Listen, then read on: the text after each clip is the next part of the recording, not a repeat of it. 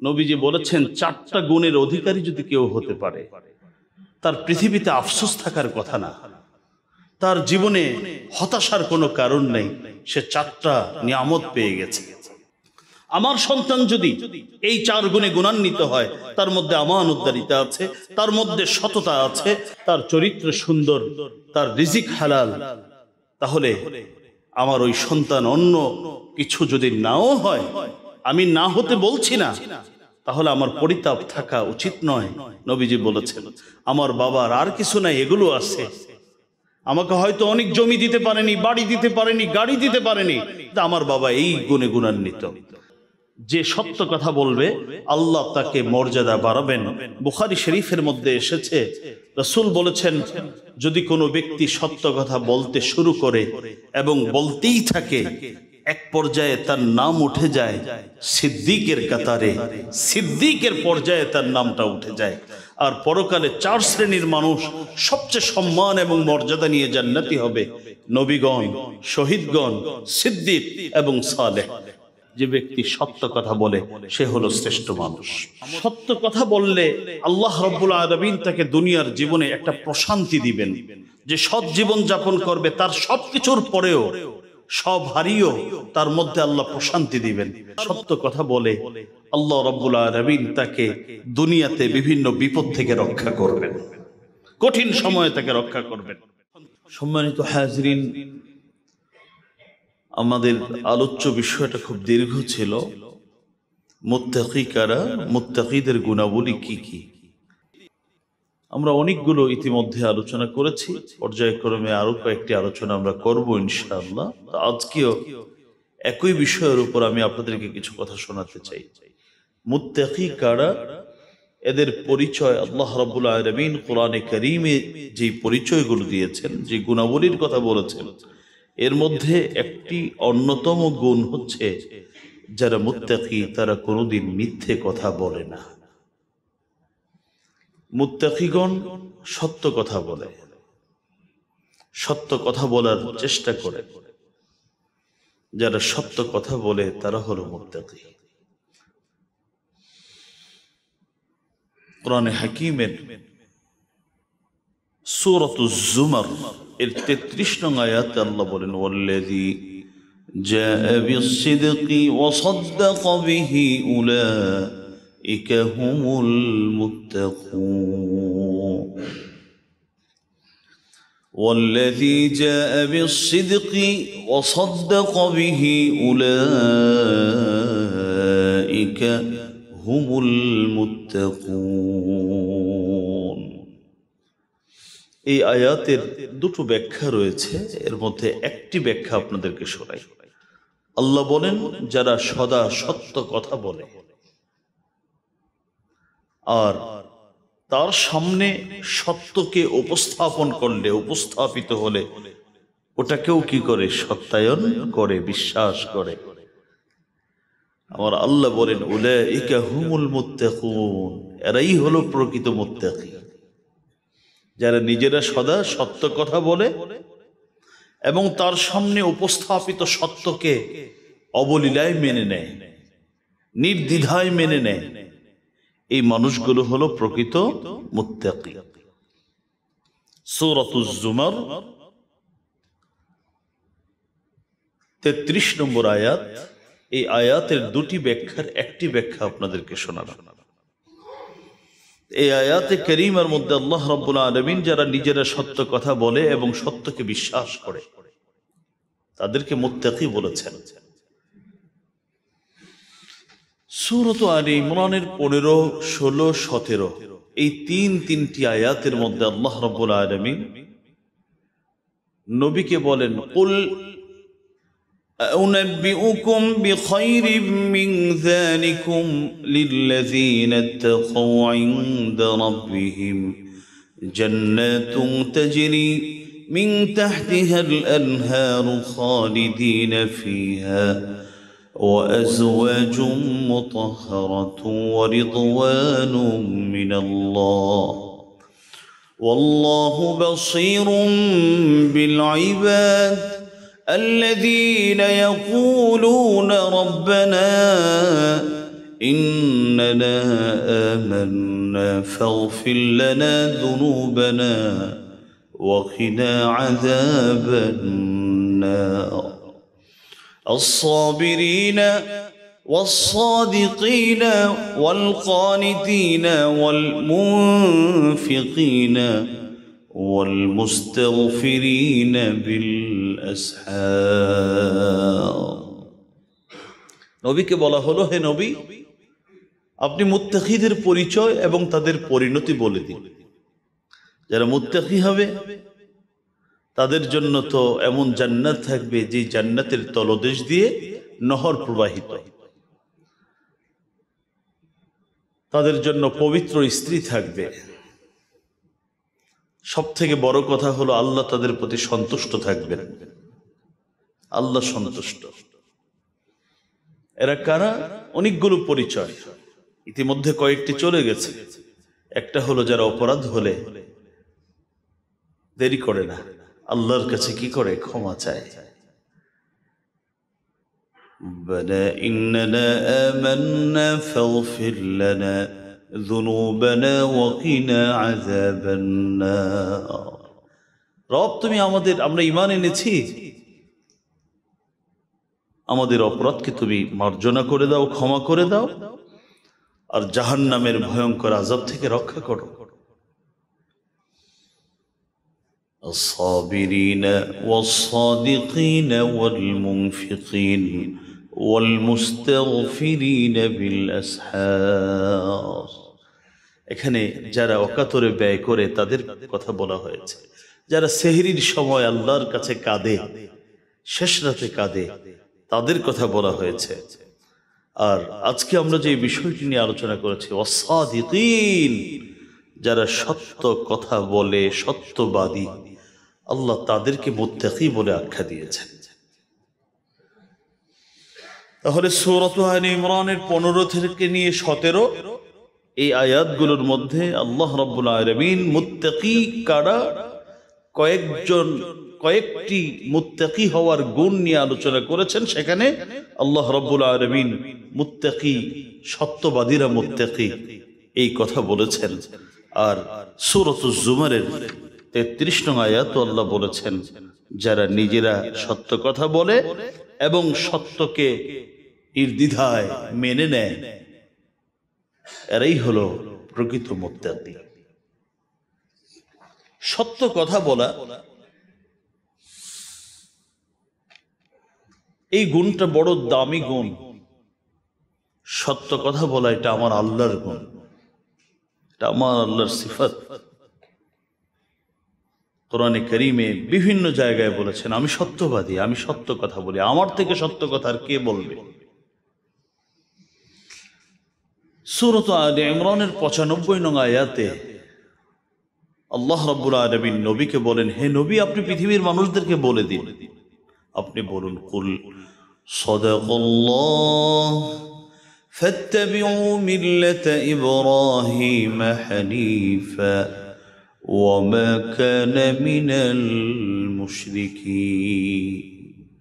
হে নবী, আপনি পৃথিবীর মানুষদেরকে বলুন, সাদাকাল্লাহ, আল্লাহ যা বলেছেন সত্য বলেছেন, আমার আল্লাহ কোনো কথা মিথ্যে বলেননি।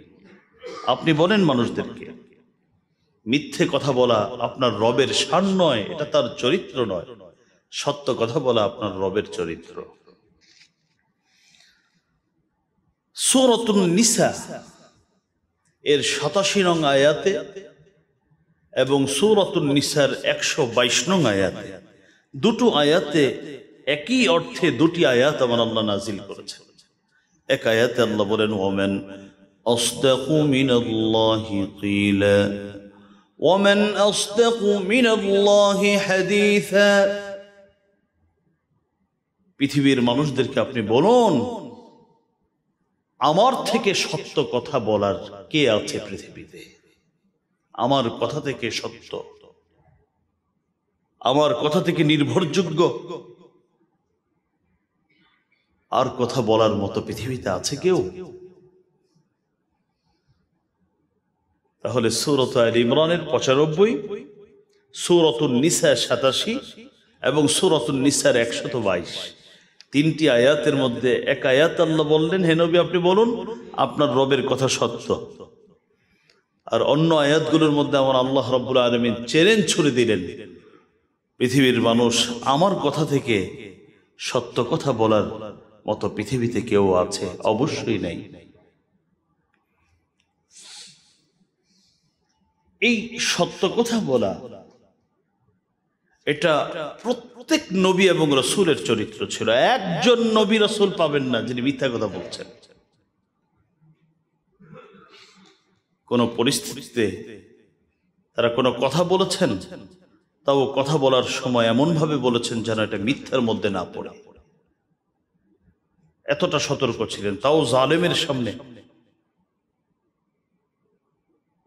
দিন বিপন্ন হবে, জীবন বিপন্ন হবে, ঠিক ওই ক্ষেত্রে মিথ্যে কথা বলেননি, কথাকে এমন ভাবে বলেছেন যাতে ওই বোকাটা বুঝতে না পারে।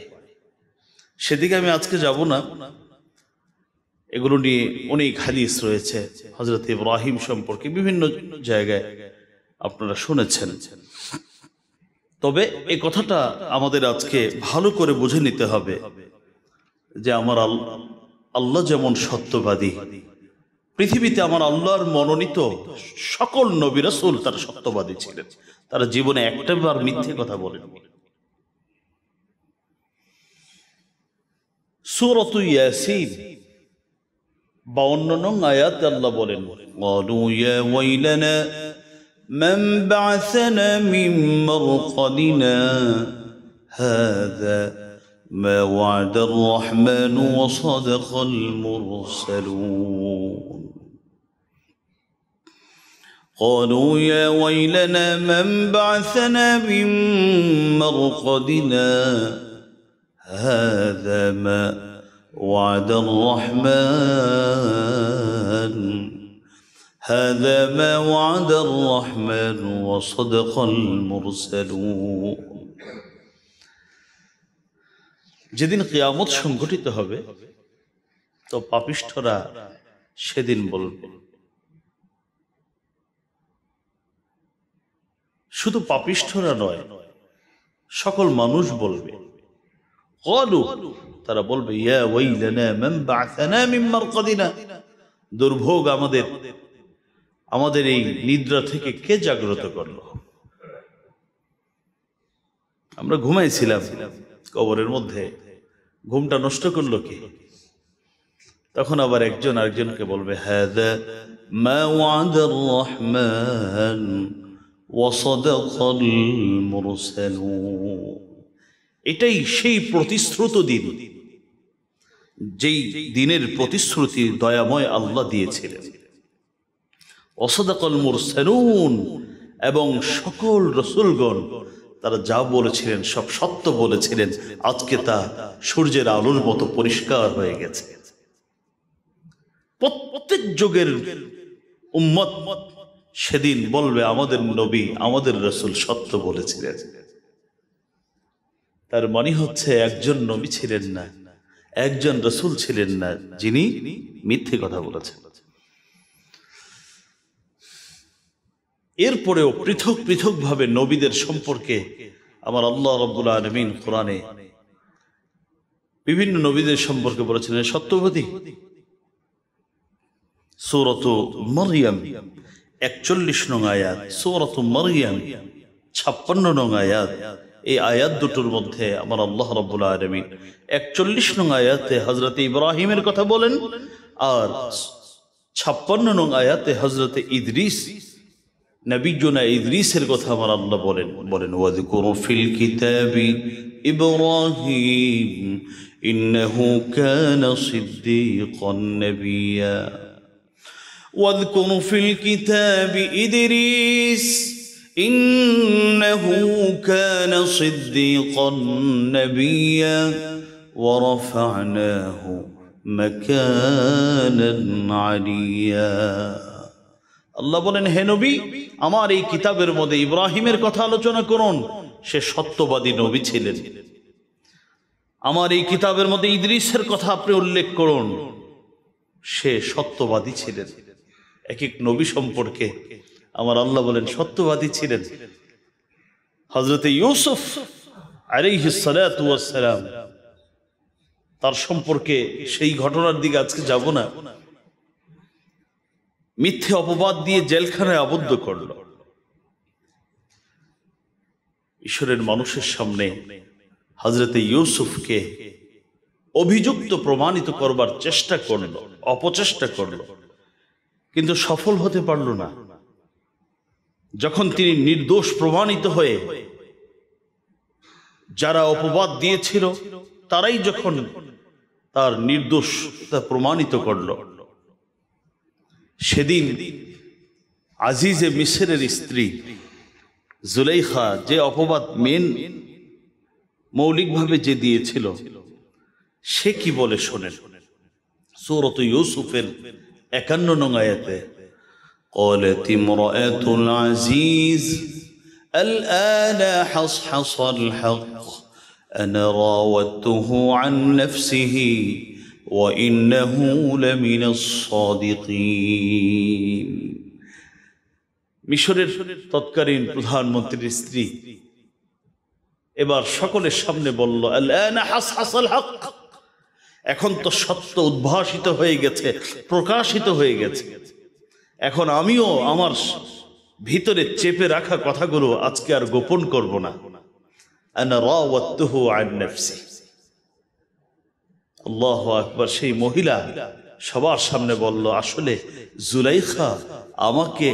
জুলাইখা বলছে ইউসুফ আমাকে অন্যায় কাজের প্রতি আমাকে ফুসলায়নি, আমাকে অন্যায় কাজের দিকে নিতে চাইনি, বরং আমি তাকে নিতে চেয়েছিলাম। ওয়া ইন্নাহু লামিনাস সাদিকিন। তাহলে তখনকার কথা কি হবে? আজিজে মিসরি স্ত্রী বলল, ইউসুফ আসলেই সত্যবাদী, কারণ কোন নবী মিথ্যেবাদী হতে পারে না। ওয়া ইন্নাহু লামিনাস সাদিকিন। নবীগণ এক তো হলো মিথ্যেবাদী হতে পারে না এবং চরিত্রহীন হতে পারে না। কোন নবীগণ তাদের সারা জীবনের চরিত্রে একটি দাগ দেওয়ার ক্ষমতা নেই, কারো হবে না। তাহলে এই তিনজন নবীকে দুইজন সম্পর্কে আল্লাহ সরাসরি বললেন, আরেকজন জনগণের মুখ দিয়ে বের করে দিলেন যে না, এ সত্যবাদী নবী। আর আমাদের নবী সম্পর্কে শোনেন, আল্লাহু আকবার। হযরত আব্দুল্লাহ ইবনে সালাম রাদিয়াল্লাহু তাআলা, হযরত আব্দুল্লাহ ইবনে সালামের পরিচয় হলো তিনি হযরত ইউসুফ নবীর বংশধর এবং তাওরাত কিতাবটা পুরাটাই তার মুখস্থ ছিল। আসমানি যত কিতাব, এর মধ্যে সবথেকে বৃহৎ আকারের কিতাব হলো তাওরাত কিতাব। এই তাওরাত কিতাব পুরোটা তার মুখস্থ ছিল। আল্লাহর হাবিব সাল্লাল্লাহু আলাইহি ওয়াসাল্লাম মক্কা থেকে মদিনায় হিজরত করে গেলেন। হযরতে আব্দুল্লাহ ইবনে সালাম নিজে বর্ণনা করেন, তিরমিজি ইবনে মাজার হাদিস, তিনি বলেন, قدم النبي صلى الله عليه وسلم المدينة جئت فلما تبينت وجهه عرفت أن وجهه ليس بوجه كذاب। আমি নবী মদিনায় গেলেন আর আমি নবীর সাক্ষাতে গেলাম।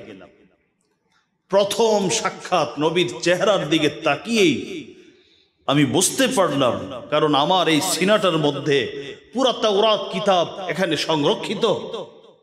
আমি তাওরাত কিতাবের আলোকে নবীর চেহারার দিকে তাকালাম, তাকিয়ে আমি নিজেই বুঝতে পারলাম এটা কোনো মিথ্যেবাদীর চেহারা হতে পারে না।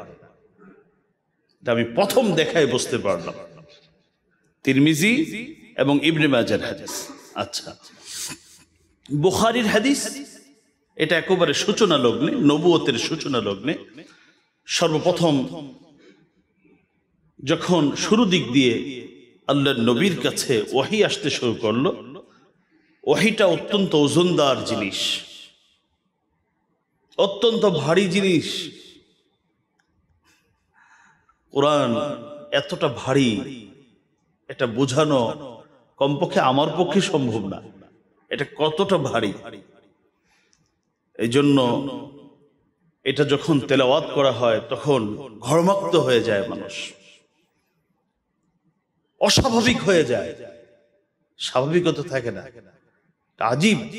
রাসূলুল্লাহ সাল্লাল্লাহু আলাইহি ওয়াসাল্লামের প্রতি ওহী নাযিল হলো, নবীজি এবার জরাক্রান্ত হয়ে গেলেন। প্রিয়তমা স্ত্রী আম্মা জান খাদিজাতুল কুবরা রাদিয়াল্লাহু তাআলা আনহার কাছে গেলেন, গিয়ে বললেন, খাদিজা, খাশিতু আলা নাফসি, আমি তো আমাকে নিয়ে এখন বড় শঙ্কায় পড়ে গেলাম। শারীরিক অবস্থা যেমনটা মনে হয় আমার একটা সুবিধাজনক অবস্থায় আমি নেই। হযরতে খাদিজা এবং ওহীর পুরো সূচনার অবস্থাগুলো বললেন, বর্ণনা দিলেন। হযরতে খাদিজা রাদিয়াল্লাহু তাআলা আনহা নবীকে কিভাবে সান্ত্বনা দেয় শোনেন। বললেন, কাল্লা, আপনি যেমনটি ধারণা করেছেন আমার বিশ্বাস এমনটি হবে না। আবশির ফাওয়াল্লাহ লা ইউখজিকাল্লাহু আবাদা। হে নবী, আপনি কেন শঙ্কায় আছেন? আপনি তো সুসংবাদ গ্রহণ করবেন। যিনি এসেছেন জিবরিল আপনার কাছে সুসংবাদ দিয়ে এসেছেন। এটা কোনো দুঃসংবাদের কথা নয়, এটা শঙ্কার কথা নয়, এটা স্বপ্নের কথা। লা ইউখজিকাল্লাহু আবাদা, কশিন কালেও আল্লাহ আপনাকে অপদস্থ অপমানিত করতে পারেন না, কারণ আপনার মাঝে এমন এমন কিছু মহৎ গুণ আছে যেগুলো সাধারণ মানুষের মধ্যে কোনোদিন খুঁজে পাইনি। এবার নবীর কয়েকটা গুণের কথা কে বলছেন? স্ত্রী বলছেন। স্ত্রী যদি কাউকে সার্টিফিকেট দেয়, আমরা যে যত বড়ই নিজেকে ভাবি না কেন, যদি স্ত্রী সার্টিফিকেট না দেয় সর্বনাশ। স্ত্রীর সার্টিফিকেট আমাদের দরকার এবং আমাদের সার্টিফিকেট স্ত্রীদের দরকার। এমনি সাধারণ মানুষ যতই আমাদের প্রশংসা করুক লাভ নেই, আর আমাদের মা বোনদের প্রশংসা বান্ধবীরা যত করুক তাও লাভ নেই। কারণ হাদিসের মধ্যে আসছে, স্বামী সন্তুষ্ট আল্লাহ তাকে জান্নাত দিবেন। স্বামী অসন্তুষ্ট, সারা পৃথিবী যদি তাকে ভালো বলে, ন্যায়সঙ্গত কারণে স্বামী যদি অসন্তুষ্ট থাকে, তাকে আল্লাহ জান্নাত দিবেন না। যাই হোক, সেটা আরেক আলোচনা, সেদিকে আজকে যাব না। ইনশাআল্লাহ আমরা ইসলামিক যেই পরিবার বিধি নিষেধ নিয়ে আমরা ইনশাআল্লাহ একসময় আলোচনা করবো, আল্লাহ তৌফিক দিলে। তো যে কথা বলছিলাম, আম্মা জান খাদিজাতুল কুবরা সার্টিফিকেট দিয়ে বলছেন, হে নবী, আপনাকে আল্লাহ অপদস্থ করতে পারেন না, আপনার মাঝে এমন এমন গুণ আছে, এই গুণের অধিকারী মানুষকে আল্লাহ শুধু সম্মান বাড়াবেন, দুনিয়াতেও বাড়াবেন, আখিরাতেও বাড়াবেন। ইন্নাকা লাতাসিলুর রাহিম ওয়া তাসদুকুল হাদিস ওয়া তাহমিলুল কাল ওয়া তাকসিবুল মা'দুম ওয়া তাকরিউদ দাইফ وتعين على نوائب الحق رواه البخاري أو كما قال عليه الصلاة والسلام। হে নবী, আপনার মাঝে আত্মীয়দের সাথে সম্পর্ক জোড়াবার, সম্পর্ক স্থাপন করবার মহৎ গুণ আছে। ঠুনকো কারণে, সামান্য একটা কারণে আপনার যে সকল আত্মীয় সম্পর্ক নষ্ট করে, আপনি নিজে তাদের সাথে সম্পর্ক স্থাপন করেন, এই গুণ আপনার মাঝে আছে। ওয়া তাসদুকুল হাদিস, আপনার সাথে আমার যেদিন থেকে পরিচয় হয়েছে এবং আপনার সম্পর্কে আমি যতটা জেনেছি, আপনি সবসময় সত্য কথা বলেন। ওয়া তাসদুকুল হাদিস, আপনি আমার ব্যবসার কাজে ছিলেন, কোনোদিন মিথ্যে আপনার কাছ থেকে শুনি। ওয়াতাহমিলুল কাল, যারা নিজের বোঝা নিজে বহন করতে পারে না, আপনাকে দেখেছি তাদের বোঝা বহন করে দিতে। যারা অক্ষম, তাদের পাশে দাঁড়াতে আপনাকে দেখেছি। আপনাকে মেহমানের কিভাবে মেহমানদারি করতে হয় এটা আপনার থেকে শিখেছি। ওয়াতুইনু আলা নওয়াইবিল হক, যারা সৎ পথে গিয়ে বিপদগ্রস্ত হয়, এই মানুষগুলোর সাহায্যার্থে আপনি এগিয়ে যান, সেটা আমি দেখেছি।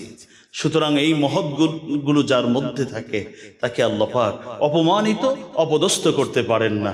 আপনার মধ্যে সত্য কথা বলার গুণ আছে, আপনি সুতরাং আপনি শঙ্কায় আপনার শঙ্কার কোনো কারণ নেই, বরং ভবিষ্যতে ভালো কিছুর আপনি আশা রাখুন। বুখারী শরীফের হাদিস। নবীজির সত্য কথার কত কথা বলবো, নবীর জীবনটাই তো সত্য কথা পুরাটাই। আমি আপনাদেরকে দুই তিনটা উদাহরণ আপনাদেরকে দেওয়ার চেষ্টা করি।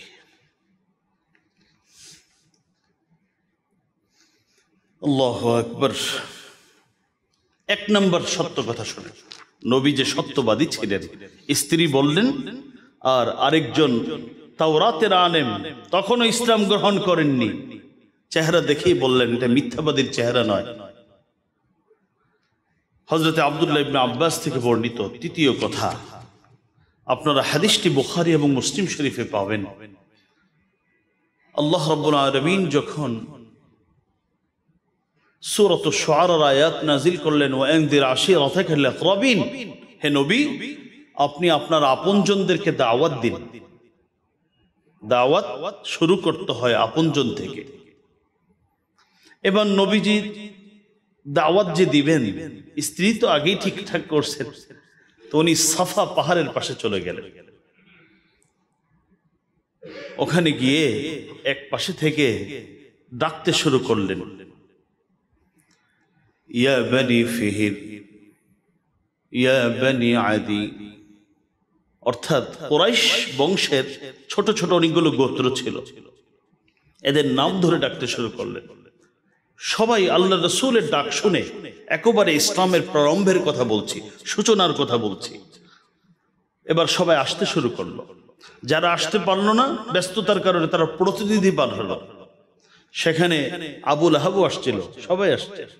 তো নবীজি সেদিন তাদেরকে বলল, আচ্ছা আমি যদি তোমাদেরকে বলি এই যে পাহাড়ের ঠিক বিপরীত দিক থেকে দুশমন ঘোড়ার উপর আরোহণ করে তোমাদের উপর আক্রমণ করতে আসছে, আকুনতুম মুসাদ্দিকিয়া, তোমরা কি আমার কথা বিশ্বাস করবে না দেখে? সেদিন সকলে বলল, ক্বালু নাআম, অবশ্যই বিশ্বাস করব। কেন বিশ্বাস করব না?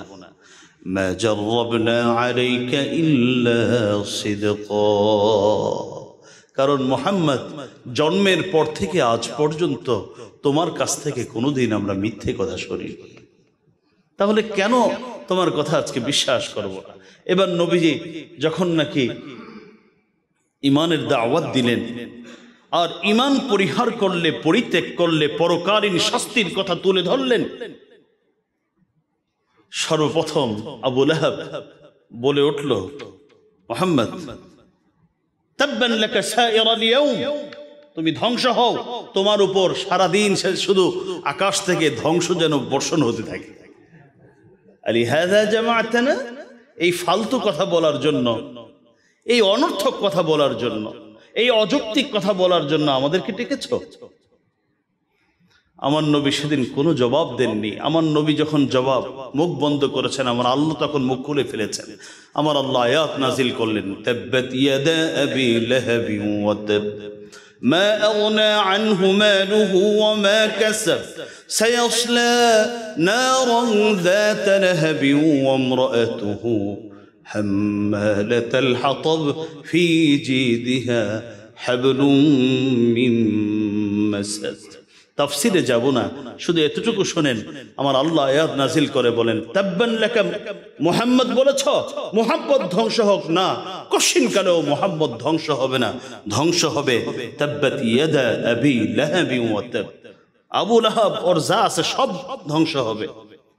তার সম্পদ, তার সন্তান, তার অহংকার, তার গরিমা আমি ভেঙ্গে চুরমার করে দিব, কোনটাই তার কাজে আসবে না। এবং বাস্তবতা তাই হয়েছিল। তাহলে সেদিন বুখারী মুসলিমের হাদিস, সেদিন কিন্তু সবাই এক বাক্যে বলেছিল, মুহাম্মদ মা জাররাবনা আলাইকা ইল্লা সিদকা, তোমার কাছ থেকে কোনোদিন আমরা মিথ্যা কথা শুনি নাই, তুমি সত্য কথা বলেছ, আজকেও যা বলবো বিশ্বাস করব। কিন্তু যখন স্বার্থে আঘাত লাগলো তখন বলল, তাব্বান লাকা ইয়া মুহাম্মদ। এটা হলো একেবারে সূচনার দিকের কথা। আর হযরতে আবু বকর সিদ্দিকের কথা কি বলবো, আপনারা তো জানেন সাইয়্যিদুনা আবু বকর সিদ্দিক রাদিয়াল্লাহু তাআলা আনহু, মুস্তাদরাক হাকিম বাইহাকির হাদিস, হযরতে আয়েশা সিদ্দিকা রাদিয়াল্লাহু তাআলা আনহা থেকে বর্ণিত। ওই যে মেরাজের ঘটনার কথা আপনারা শুনেছেন বিভিন্ন সময়, যে রাসূলুল্লাহ সাল্লাল্লাহু আলাইহি ওয়াসাল্লাম রাতে এশার নামাজের পরে মসজিদুল আকসা এবং সেখান থেকে ঊর্ধ্ব আকাশ, এবং এরপরও হাদিস শরীফের মধ্যে এসেছে আমার আল্লাহ রাব্বুল আলামিনের দিদার, সাক্ষাৎ আমার আল্লাহ নবীকে দান করেছিলেন। জান্নাত জাহান্নামের ভবিষ্যৎ অনেক পরিণতি সচক্ষে দেখানো হয়েছিল। আগে এগুলো মানুষ বিশ্বাস করতো না, এখন দেখছেন না মাটি এখনো কিচ্ছু করে নেই, কিন্তু বিল্ডিং কেমন হবে, ফার্নিচার বসাইলে কেমন সব দেখাই দিচ্ছে। আরে আশ্চর্য বিষয়, কিচ্ছু হয় নাই, আপনি বাড়ি, লিফট, সিঁড়ি, এমনকি শোয়ার যে ফার্নিচার সব ব্যবস্থা করে দিচ্ছেন, এগুলো দেখায়। আর আমার আল্লাহ রাসূলকে জান্নাত জাহান্নামের দৃশ্য এভাবে দেখিয়েছেন। ওই সময় ১৫০০ বছর আগে এই কথা বললে কেন পাগল বলবে না বলেন? আল্লাহু আকবার। নবীজি বললেন এইভাবে আমি ভ্রমণ করে আসছি, আবার ফজরের আগে চলে এসে ইমামতি করলাম। তো ওদিন তো ওরা সবাই সুযোগ পেয়ে গেল, দেখো বলে কি। এবং এই কথা বলার পরে কাফেররা সুযোগ পেয়ে গেল, এক একজনকে তশকিল করা শুরু করলে, এই শুনছো মোহাম্মদ কি বলে? এই কথা শোনার পরেও কি তোমরা মোহাম্মদকে অনুসরণ করবা? তো সেদিন কিছু দুর্বল সরল মনা মুসলিম মাত্র ইসলাম গ্রহণ করেছে, এরা সেদিন বলল না না না, এটা তো ঠিক না, এটা তো কোনোভাবেই হয় না, কারণ আমরা তো সিরিয়া বহুবার গিয়েছি, কত সময় লাগে আমরা জানি। কিছু সরল মনা দুর্বল মনা মুসলিম ইসলাম পর্যন্ত পরিহার করেছে। তো সেদিন চিন্তা করলো যে যদি ইসলামের শেকড় কেটে দিতে হয় তাহলে আগে আবু বকরকে এখান থেকে সরাতে হবে। আর আবু বকর ঘটনাক্রমে সেদিন এখানে ছিলেন না। ওদের একটা দল গিয়ে সাইয়্যিদুনা আবু বকরকে গিয়ে বলে, আচ্ছা তোমার বন্ধু মুহাম্মদ রাসূলুল্লাহ এই কথা বলে, তুমি কি এগুলো বিশ্বাস করো? আল্লাহু আকবার। সেদিন নবীজি বললেন, আওয়া ক্বালা যালিক, আচ্ছা তোমরা যে বলতেছো আমি তো তোমাদের কথা বিশ্বাস করতে পারি না, কারণ তোমাদের চরিত্র কেমন আমি খুব ভালো করে জানি। তবে আওয়া ক্বালা যালিক, এটা কি মুহাম্মদ রাসূলুল্লাহ আসলেই বলেছেন? তো ওরা বলল ক্বালু নাআম, সকলে এক বাক্যে বলল হ্যাঁ মুহাম্মদ রাসূলুল্লাহ বলেছেন। এবার সাইয়্যিদুনা আবু বকর, লা ইন কানা ক্বালা যালিকা লাকাদ সাদাকা, যদি মুহাম্মদ আসলেই বলে থাকেন তাহলে আমার যাচাই বাছাই ছাড়া আমি সরাসরি পরিষ্কার করে বলতে পারি আমার নবী মুহাম্মদ অবশ্যই সত্য কথা বলেছেন।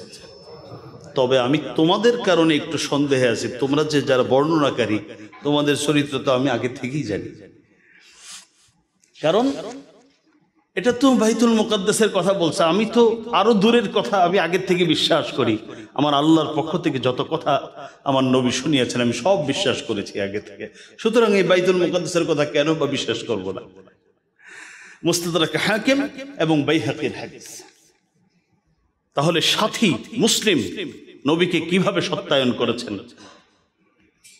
এবার আসুন অমুসলিমরা নবীকে কিভাবে সত্যায়ন করত। একটা ঘটনা শুধু আপনাদেরকে শোনাই, এবং এটা বুখারী শরীফের হাদিস, বড় হওয়ার কারণে আমি সংক্ষেপে বাংলায় বলার চেষ্টা করছি। বর্ণনাকারী হযরত আব্দুল্লাহ ইবনে মাসউদ রাদিয়াল্লাহু তাআলা আনহুমা, তিনি বলেন হযরত সাআদ ইবনে মুআজ রাদিয়াল্লাহু তাআলা আনহু মদিনার সাহাবী, আর উমাইয়া ইবনে খালফ মক্কার যারা নেতৃস্থানীয় মুশরিক ছিল তাদের মধ্যে একজন, উমাইয়া ইবনে খালফ। তবে এই দুজনের মধ্যে বন্ধুত্ব ছিল। হযরত সাআদ ইবনে মুআজ যখন মদিনায় আসতেন উমরার জন্য, তাওয়াফের জন্য, তখন উমাইয়া ইবনে খালফের বাড়িতে উঠতেন। আর উমাইয়া ইবনে খালফ যখন সিরিয়ায় যেত, যাওয়ার সময় মদিনায় ঢুকতো আর সেখানে গিয়ে হযরত সাআদ ইবনে মুআজের বাড়িতে উঠত। তো একবার হযরত সাআদ ইবনে মুআজ রাদিয়াল্লাহু তাআলা আনহু উমরা করার জন্য আসলেন কোথায়? মক্কাতুল মুকাররমায়। উঠলেন উমাইয়া ইবনে খালফের বাড়ি। হযরত সাআদ ইবনে মুআজ যে ইসলাম কবুল করেছেন উমাইয়া জানতো, উমরা করতে আসছে সেটাও জানতো, কিন্তু বন্ধুত্ব আছে এই জন্য বিষয়টা সে বাহিরের মানুষকে বলে নেই, বলল তুমি থাকো, তবে এই মুহূর্তে তুমি উমরা করতে যেও না, তোয়াফ করতে যেও না। তুমি যখন দুপুরের দিকে মানুষ কমে যাবে তখন তুমি একাকী গিয়ে কি করবে? উমরা করবে, আমিও তোমার সাথে তোয়াফ করব। হযরত সাদ ইবনে মুআজ আর উমাইয়া ইবনে খালফ দুইজনই গেল তোয়াফ করতে। যখন তোয়াফ শুরু করলো, যার ভয়ে যায় না ওর সামনেই পড়লো, ওই আবু জাহেল আবুল হাকামের সামনে পড়ে গেল। সাদ ইবনে মুআজকে আবু জাহেল বলতেছে, তাতুফু বিল কাবা আমিনা ওয়া ক্বাদ আওয়াইতু মুহাম্মাদান ওয়া আসহাবা। কি শানদার, শান নিয়ে নিরাপদে তোয়াফ করতেছ, অথচ আমাদের জানের দুশমন মুহাম্মদ এবং তার সাথীদেরকে তোমরা কি করেছো? আশ্রয় দিয়েছো। না হলে তো মদিনায় আশ্রয় না দিলে রাস্তায় ঘোরাঘুরি করতো, আবার ফিরে আসতো, আমাদের কাছ থেকে ক্ষমা চাইত। অনেকভাবে বুঝাবার চেষ্টা করলো, তোমাকে নির্বিঘ্নে তোয়াফ করতে দেওয়া হবে না। এক পর্যায়ে দুজনের মধ্যে কথা আওয়াজ উঁচু হয়ে গেল। উমাইয়া ইবনে খালফ বারবার বন্ধু সাদ ইবনে মুআজকে বলে, এই মক্কার বড় নেতা, এর সামনে আওয়াজ ছোট করো। লা তারফা সাওতাক আলা আবিল হাকাম, আবুল হাকাম যাকে আমরা আবু জাহেল বলি, আবু জাহেলের সামনে আওয়াজ ছোট করো। কিন্তু হযরত সাদ ইবনে মুআজ তিনি আওয়াজ ছোট করছেন না। তিনবার বলল উমাইয়া ইবনে খালফ, আওয়াজ ছোট করো। সাদ ইবনে মুআজ বলেন, আমি আওয়াজ ছোট করব না। যখন বারবার বলছে, তখন সাদ ইবনে মুআজ এই আবু জাহেল সম্পর্কে এবং উমাইয়া ইবনে খালফ সম্পর্কে বললেন, এই জানো, সামিআতু মুহাম্মাদান সাল্লাল্লাহু আলাইহি ওয়াসাল্লাম ইয়াজউমু আন্নাহু কাতিলু। আমি কিন্তু নবীজির মুখ থেকে শুনেছি অচিরেই তোমরা তার হাতে, তার সাহাবীদের হাতে নিহত হবে। বেশি বাড়াবাড়ি করো না, তোমাদের সামনের অবস্থা সুবিধাজনক না। এই কথা বলতে দেরি উমাইয়া ইবনে খালফ, মুশরিকদের লিডার, সে প্রশ্ন করলো, ইয়া, আচ্ছা ওখানে যে নাম বলছে আমারটাও বলছে? জবাবে বললেন, না, হ্যাঁ তোমার নাম বলছে। একেবারে উমাইয়া ইবনে খালফ বাপ দাদার নাম সহ কইছে, সুতরাং তোমারও কপাল শনি ঘুরতেছে, তুমিও মরবা। এই কথা বলতে দেরি দেখেন উমাইয়া ইবনে খালফ কি বলে, বুখারী শরীফের হাদিস। উমাইয়া ইবনে খালফ বলে, ওয়াল্লাহ মা ইয়াকযিবু মুহাম্মাদুন ইযা হাদাসা। সাদ, যদি মুহাম্মদ বলে থাকে, মুহাম্মদ তো জীবনে কোনোদিন মিথ্যা কথা বলে নেই, তাহলে তো ঘটনা সত্য। আচ্ছা ঠিক আছে, নিজেকে সেভে রাখবো, যেহেতু মুহাম্মদ বলছে আমি নিজেকে গুটায় রাখবো। যাই হোক, স্বামী তো স্ত্রীর কাছে গিয়ে, উমাইয়া ইবনে খালফ তার স্ত্রীর কাছে গিয়ে বলে, আচ্ছা মুহাম্মদ আমার সম্পর্কে বলেছে, কয়েকজন লোক বলছে অচিরেই মরবে, জাহান্নামে যাবে, ওর মধ্যে আমার নামও বলছে, আমি কি করতে পারি? স্ত্রী একই কথা বলেন, ফাওয়াল্লাহ মা ইয়াকযিবু মুহাম্মদ, আল্লাহর কসম, যদি মুহাম্মদ বলে থাকে, স্বামী ভালো করে বুঝে শুনে রাখ, মিথ্যা বলে নেই, কারণ মুহাম্মদ কোনোদিন মিথ্যে কথা বলে না। কাফের স্বামী, কাফের স্ত্রী পরিষ্কার করে বলল, মুহাম্মদ কি বলে না, মিথ্যে কথা বলে না। বদর যুদ্ধ যেদিন হলো, তো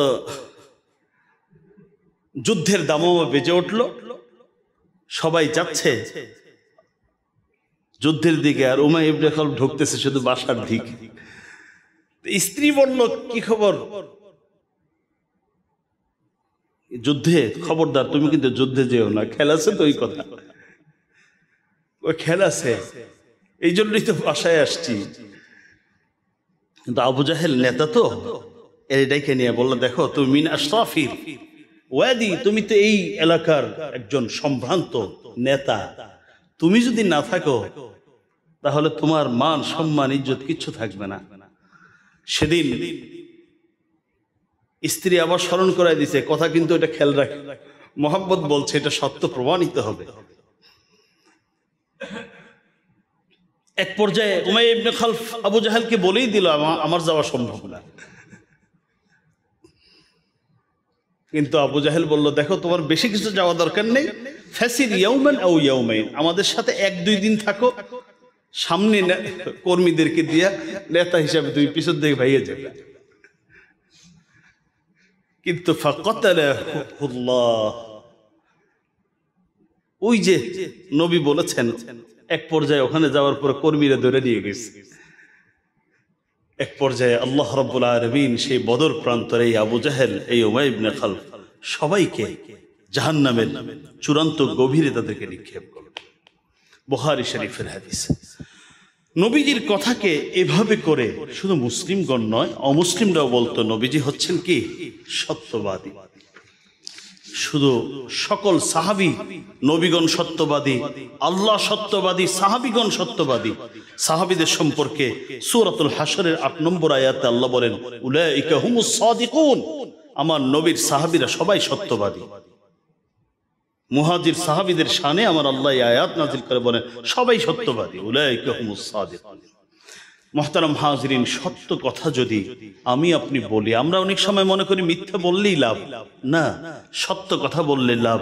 কি লাভ?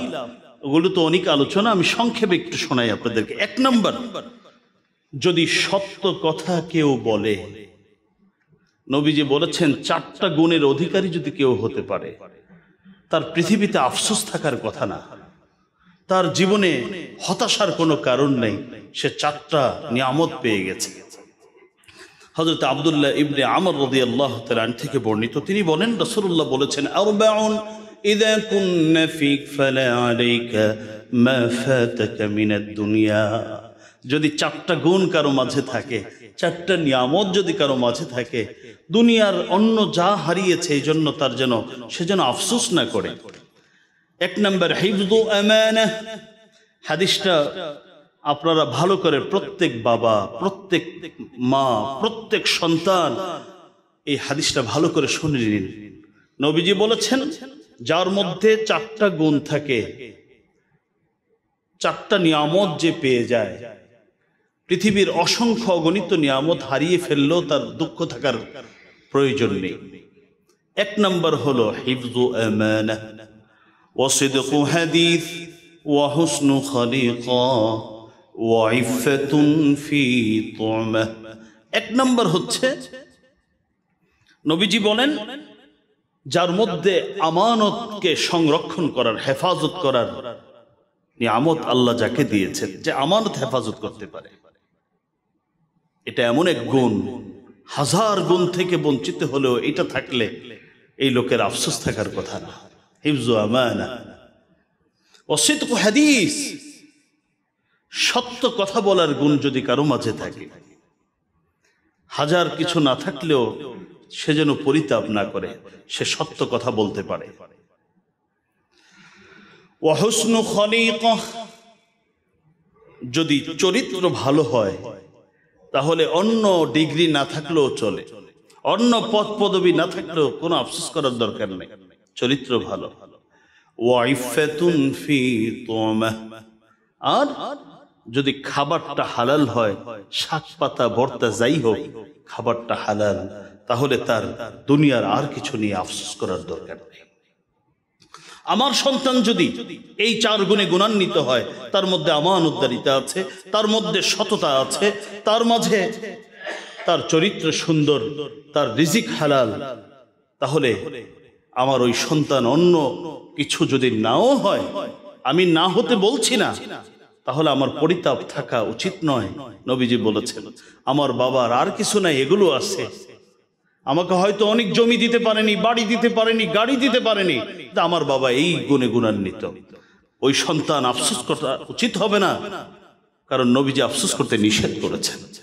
মুসনাদ আহমদ বাইহাকির হাদিস, আল্লামা আলবানী সাহিহা মধ্যে এই হাদিসটিকে সহি বলেছেন। 2 নম্বর, সত্য কথা যে বলবে, আল্লাহর কাছে তার মর্যাদা বাড়বে। রেফারেন্সগুলো শুধু খালি দিয়ে চলে যাচ্ছি। 2 নম্বর মর্যাদা, যে সত্য কথা বলবে আল্লাহ তাকে মর্যাদা বাড়াবেন।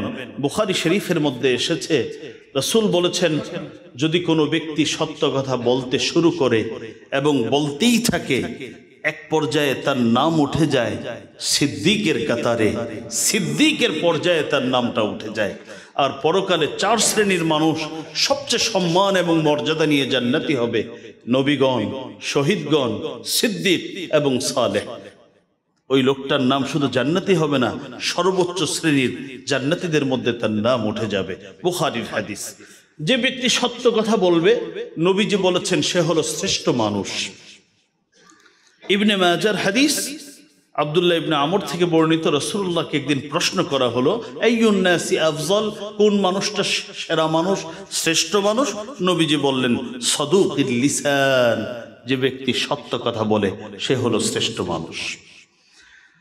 4 নম্বর, সত্য কথা বললে আল্লাহ রাব্বুল আলামিন তাকে দুনিয়ার জীবনে একটা প্রশান্তি দিবেন। যে সৎ জীবন যাপন করবে, তার সবকিছুর পরেও, সব হারিয়েও তার মধ্যে আল্লাহ প্রশান্তি দিবেন, প্রশান্তি থাকবে, শান্তি থাকবে। আর যে অসত্য কথা বলে, অসৎ জীবন যাপন করে, তার জন্য সবসময় শঙ্কা, সন্দেহ, এগুলো কি থেকেই যাবে। 5 নম্বর, যদি কেউ সত্য কথা বলে, আল্লাহ রাব্বুল আলামিন তাকে দুনিয়াতে বিভিন্ন বিপদ থেকে রক্ষা করবেন, কঠিন সময়ে তাকে রক্ষা করবেন। শুধু দুনিয়াতে নয়, আখিরাতেও রক্ষা করবেন। আল্লাহ তাকে তার সন্তুষ্টি তার উপরে ঢেলে দিবেন, আল্লাহ তাকে জান্নাত দিবেন। দুনিয়ার, আমরা তো সেটা নগদে বিশ্বাসী বেশি, দুনিয়াতে যে আল্লাহ বিভিন্ন সময় বড় বিপদ থেকে হেফাজত করে। আমি ছোট করে আপনাদেরকে একটা ঘটনা শোনাই, একটা না, ছোট 2টা শোনাইতে হবে, তাহলে বুঝতে ভালো হবে। একটা হচ্ছে হাজ্জাজ বিন ইউসুফ, পৃথিবীর অত্যাচারী শাসকদের মধ্যে একজন হলো হাজ্জাজ বিন ইউসুফ। তা হাজ্জাজ বিন ইউসুফ একদিন বয়ান শুরু করছে, এক জায়গায় ভাষণ দিচ্ছে। তো ভাষণ স্বাভাবিক, এটা 10-20 মিনিট, এটা 1 ঘন্টার জায়গায় আধা ঘন্টা পর্যন্ত, কিন্তু এটা যদি 3 ঘন্টা করে, স্বাভাবিকভাবেই তো জনগণ খেপে যাবে। তো একজন খুব রেগে গেল যে কি শুরু করছেন আপনি, এই প্রায় 2-3 ঘন্টা আমরা বসে আছি, আমাদের আর কাজ কারবার নেই। একজন গ্রাম্য মানুষ হাজ্জাজ বিন ইউসুফের সামনে এরকম, বুঝতেই পারতেছেন প্রধানমন্ত্রীর সামনে যদি সাধারণ একজন ব্যক্তি এভাবে কথা বলে কি অবস্থা। হাজ্জাজ বিন ইউসুফ তাকে বলল, ওরে ধরো, যা করার আমি করব, ওকে হত্যা করব।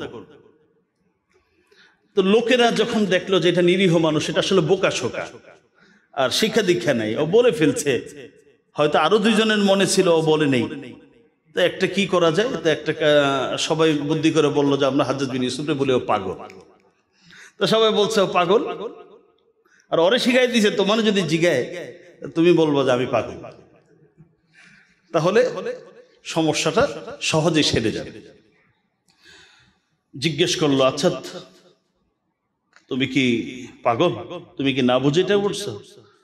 ও সবার সামনে বলল যে না, আমি সব বুঝে শুনেই বলছি। বলল কেন? বলল যে এই নিয়ামত আমার আল্লাহ দিয়েছেন, আমি যদি নিজেকে পাগল বলি তাহলে আমার আল্লাহর এই নিয়ামত, সুস্থতার নিয়ামতকে অস্বীকার করা হবে। এরকম মিথ্যা কথা আমি বলতে পারবো না। এই কথা বলার পর হাজ্জাজ বিন ইউসুফ, আমাদের সমাজে একটা কথা হলো, চোর হইলেও মানুষ ভালো। তা হাজ্জাজ বিন ইউসুফ কিছু ভালো ভালো কাজ করছে, অনেক আছে, এর মধ্যে এইটা একটা। বললো যে আচ্ছা, তুমি যেহেতু সত্য কথা বলছো, যেই লোক সত্য কথা বলে তাকে এইভাবে শাস্তি দেওয়া ঠিক না, যাও আমি তোমাকে মাফ করে দিলাম। ঠিক এরকম আরেকটি ঘটনা আব্দুল কাদের জিলানী, আপনারা এই বুজুর্গের নাম বহুবার শুনেছেন। তার মা ছোটবেলায় তাকে শিক্ষা দিয়েছে, জীবনে যা কিছু করবা মিথ্যা কথা বলবা না। তো উনি শিক্ষা সফরে গিয়েছেন, সেই বাগদাদ আর মক্কা লম্বা জায়গা। তো মাঝখানের একটা জায়গা হলো হামদান, ওখানে কয়েকজন মিলে আসতেছেন। তো মা শিক্ষা সফরে বের হওয়ার সময় তাকে 40 দিনার দিয়ে দিছে।